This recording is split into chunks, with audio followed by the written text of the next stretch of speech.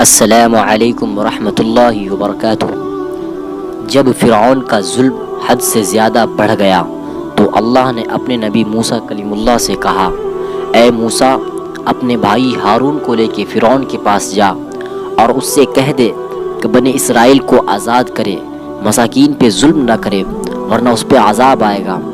بس اللہ کے نبی موسیٰ علیہ السلام اپنے بھائی ہارون کو لے کے فرعون کے دربار پہنچتے ہیں اور کہتے ہیں، اے فرعون سن، میں اللہ کی طرف سے آیا ہوں۔ فرعون ہنس کے کہنے لگا، کون اللہ؟ یہاں کا تو رب میں ہوں۔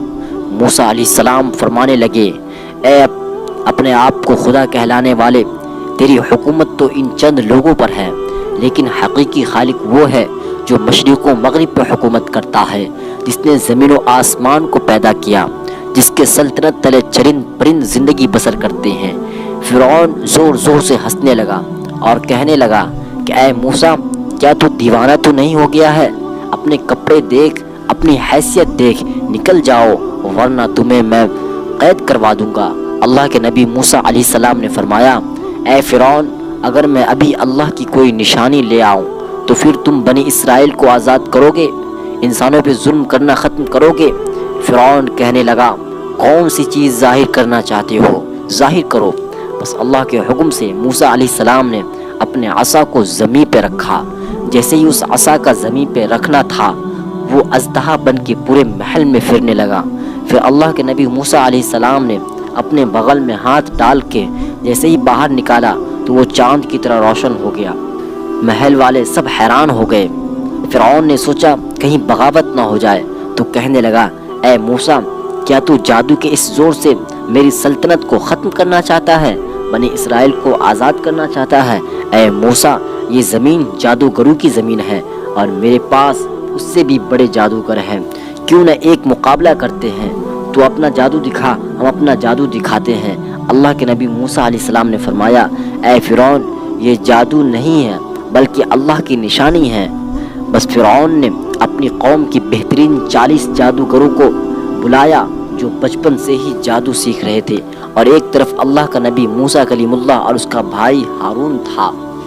اللہ کے نبی موسیٰ علیہ السلام فرمانے لگے، اے جادو کرنے والو، جھوٹ نہ بولو، اللہ کے مخلوق کو گمراہ نہ کرو، میں اللہ کا نبی ہوں، کوئی جادوگر نہیں، میں تو تمہارے رب کی طرف سے تمہاری اصلاح کرنے آیا ہوں۔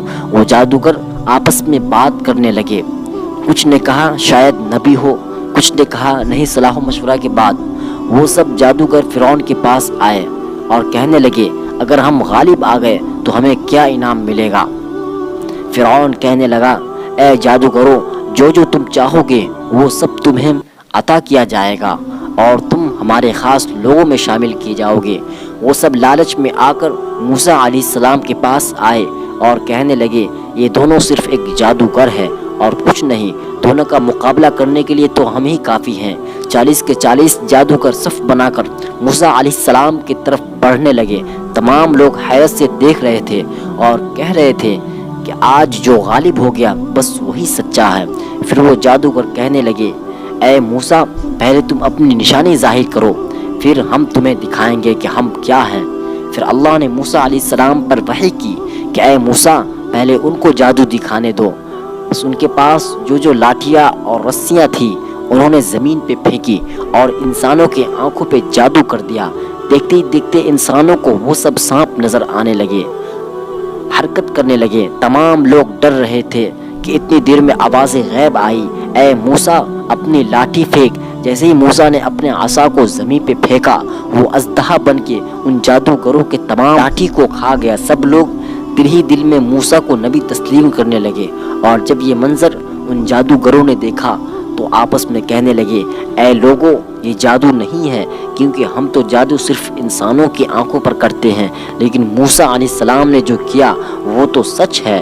یہ کہہ کے وہ سب کے سب جادوگر موسیٰ علیہ السلام کے قدموں میں گر گئے اور تسلیم کرنے لگے کہ اللہ کے سوا کوئی خدا نہیں، اور اے موسیٰ کلیم اللہ، آپ ان کے سچے نبی ہیں۔